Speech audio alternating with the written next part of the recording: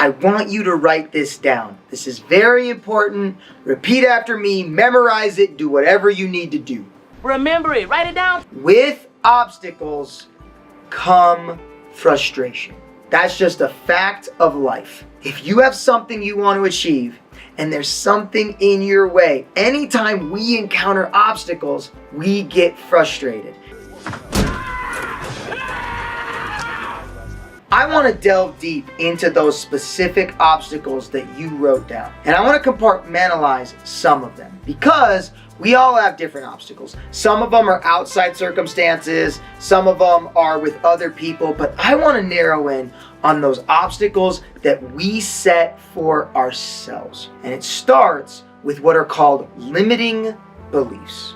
What is a limiting belief? A limiting belief is a belief that you hold that is preventing you from getting somewhere. For instance, it might be, I would love to do this, but fill in limiting belief here. I would love to make my dreams come true, but I would love to get a better job, but.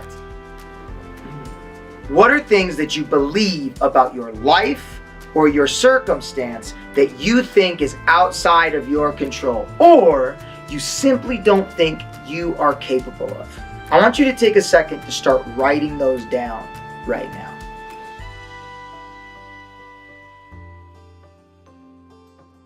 Now that you've identified your objectives, what do you want and why? And also the obstacles, what's in your way? I want you to think of someone else in your life. I want you to think of a time when somebody had a different objective than you. What's a time that you wanted something and someone wanted something different? As we said, with obstacles comes frustration. When someone has a different objective than you, they become an obstacle in your life. When they become an obstacle, we get frustrated with them. And as we all know, a massive form of frustration in our life is the fact that we just can't get on the same page with other people. So I want you to take a second right now. Think about a time somebody brought about a lot of frustration to you.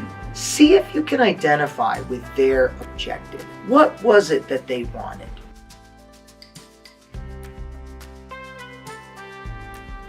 When it comes to motivation, what someone wants and why, it is crucial to figure out someone's objective.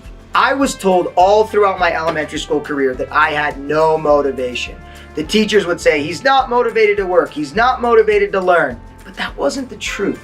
I was motivated. I just wasn't motivated to do what they wanted me to do.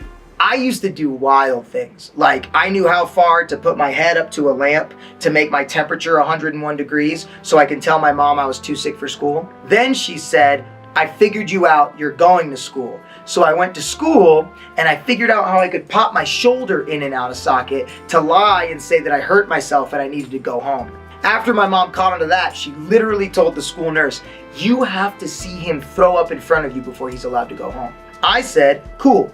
Challenge accepted. So I went to the lunchroom, mixed pudding and salsa in my mouth, went up to the nurse and went home like that. To the teachers, whose objective was to educate me and keep me in school. Sure, we didn't share the same objective, but you can't say I wasn't motivated. I was very motivated and very driven. I was just motivated to go home. And when you have something you want really deeply, you'll come up with creative ways to make it happen. Now I want you to think, what's a way you can potentially motivate them now that you know what they want?